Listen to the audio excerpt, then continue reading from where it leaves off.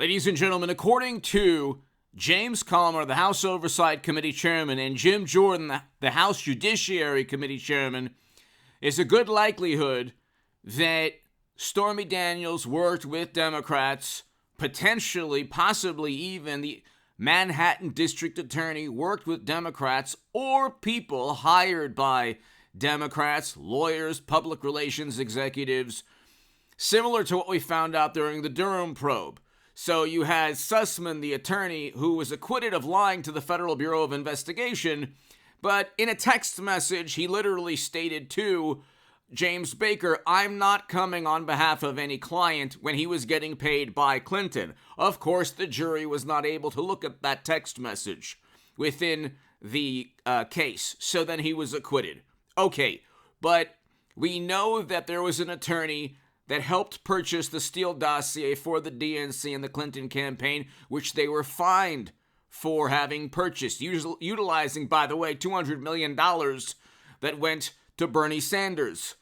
And then in a fair and neutral primary that the DNC emails showed was a complete farce, utilizing that money to buy the Steele dossier. That was a campaign finance violation. But they probably had... The Democratic Party probably, I'm not saying with certainty, I'm saying with high to moderate confidence, like the intelligence agencies with Trump. There's high to moderate confidence in the assessment that Democrats, through intermediaries, worked with Stormy Daniels, worked with Michael Cohen. Well, we know that already. But worked with prosecutors in New York. If, for example, Jimmy Kimmel's writers get talking points from the Democratic Party or from House Democrats, for example, just like House Democrats and government agencies worked with Twitter, okay, to silence conservatives and President Trump. If they had spoken to somebody who works for Jimmy Kimmel or Stephen Colbert and said, hey, do a joke on this topic, that's a campaign finance violation that actually nobody's looking into, but it is. It's free advertising to the tune of millions of dollars. Ever wonder why Jimmy Kimmel, Stephen Colbert, Seth Meyers, every single night devote their lives to taking a dump on Trump? Okay. Same thing with the Times and the Washington Post, the Atlantic. The editors are almost certainly coordinating in some manner with either intermediaries in the Democratic Party or the Democratic Party itself. This isn't rocket science, okay? There's a specific narrative all the time. There are the same talking points all the time. It's the same subject matter all the time when it comes to Trump. When Jimmy Kimmel and the Atlantic and the Washington Post and Hollywood producers on Twitter are saying the exact same thing about our democracy, there's got to be some coordination in terms of the message. Maybe not, oh, we're the Democratic Party, here, read this. Not like that. They work through intermediaries. We learned that from the Durham probe. Hit subscribe to this channel right now. To my super thanks, thank you so much. That's below. To the Patreons, thank you. I can't do this without you. I appreciate your support. To my Patreons, thank you. If you want to be part of a newsletter, go to hagoodman.com to read my writing in The Hill, The Huffington Post, Salon, The Jerusalem Post, The Federalist, and other publications.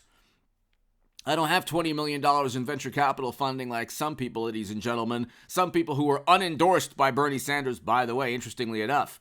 I'm looking at things from the vantage point of, gee, what did they do to Bernie Sanders? Well, they're doing the same thing times 1,000,000, times 1,000 to Trump. When I was the biggest Bernie Sanders booster on the internet, according to the Huffington Post, and the unofficial scribe of Sanders' most hardcore voters, according to the Washington Post, I thought that we'd have record low poverty with Bernie Sanders. Right? That's where my mind was. I thought that we would have the Doha Agreement, the Abraham Accords. I thought maybe he'd be the first president to step foot in North Korea. That's where my mind was in 2015, 2016. I thought that he would be the antithesis of an establishment candidate. Okay, that's Trump. We had record low poverty with Trump. We had record highs in household median income. We had an emphasis on peace deals and negotiation. That's exactly what I wanted from Bernie Sanders. Except Bernie Sanders is the same type of individual as Chuck Schumer and Mitch McConnell. They're all the same political party. Democrats and never Trump Republicans against Trump, who is a populist Republican, doesn't care what you say, doesn't care what you do with your life, doesn't care what you, how you communicate, but wants record low poverty, which is what we had in 2019, and record highs in household median income, and an emphasis on peace deals, so we're not 90 seconds to midnight. Okay, why do you think they're going after him so much? Why do you think they're obsessed with this man? Why do you think that every single investigation has Democrats? Democrats are never Trump Republicans, okay? The reason is because he doesn't do business as usual. He focuses on peace deals. He would never have allowed a year of an endless invasion in Europe. We're 90 seconds to midnight, according to the Bulletin of Atomic Scientists. So we are closer than ever to nuclear confrontation. That's directly because of Biden's foreign policy, not Trump's. We had a much safer world with Trump and a much better country in terms of economic everything, foreign policy. It was his last year in office wasn't Trump's fault. He left it up to the governors, which is true. Democratic governors primarily tanked their states, and you had bureaucrats pushing to tank the economy. That's another story, and they did. There were there were toilet paper runs, and now there's bank runs. But here, if you look, Daily Beast, I mean, you don't have to look far. Daily Beast, 2019, House Dems leaning against calling Stormy Daniels as witness. Why do you think they were leaning against, and why were they even considering Stormy as a witness?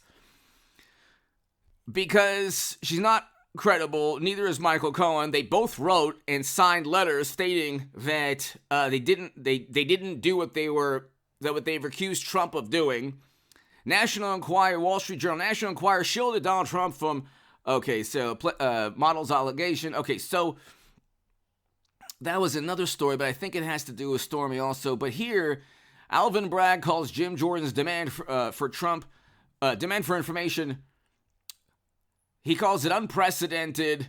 Jim Jordan, Republicans accused by New York DA of meddling in Trump hush money. Yeah, they're meddling because they don't want Democrats running state-level prosecutions. What is wrong with that? Okay, so of course they're going to find out. They're going to want to make sure that New York prosecutors weren't talking directly with Chuck Schumer or Gillibrand or the mayor of New York or the DNC chairperson or anyone or intermediaries for the Democratic Party. We know that they work with the intermediaries. There were two operatives who were forced to resign because they fomented violence at Trump's rallies. This is according to CNN in 2016. They didn't work directly for the Democratic Party, but they were operatives. You have people buying the Steele dossier. BuzzFeed, for example, published the Steele dossier. Did they work directly for the Democratic Party? No. But they got the dossier. You have to ask yourself, okay, well, why would they publish something they knew was false? When they published it, they said, well, it's unverified. Well, they wouldn't publish anything that's unverified against Biden. Anyway, the emails were actually Hunter's emails were actually verified. They still wouldn't publish them, and they censored the actual truth. So you have BuzzFeed actually publishing fake and false and derogatory information, libelous information, and you have the truth, the New York Post, being censored by Twitter. That's the world we live in. The truth about the Democratic Party apparently makes you vote Trump. And it's also a plot by another country. But there's a number of articles, not just the Daily Beast article. There's a whole bunch of articles. House Democrats hold hearings on Stormy Daniels' hush money case. So Democrats have been involved in this for years. It's almost certain that either Stormy Daniels or her lawyers or people around her have interacted with operatives or public relations or lawyers or media people associated in some way with House Democrats. Maybe Chairman Schiff or former Chairman Schiff, maybe Eric Swalwell, who knows? Maybe Schumer, maybe Pelosi. it's pretty certain that you have Democrats, either through intermediaries, having influenced Stormy, which should have already thrown this case out the window. It's already a catastrophic fail. He won't get indicted.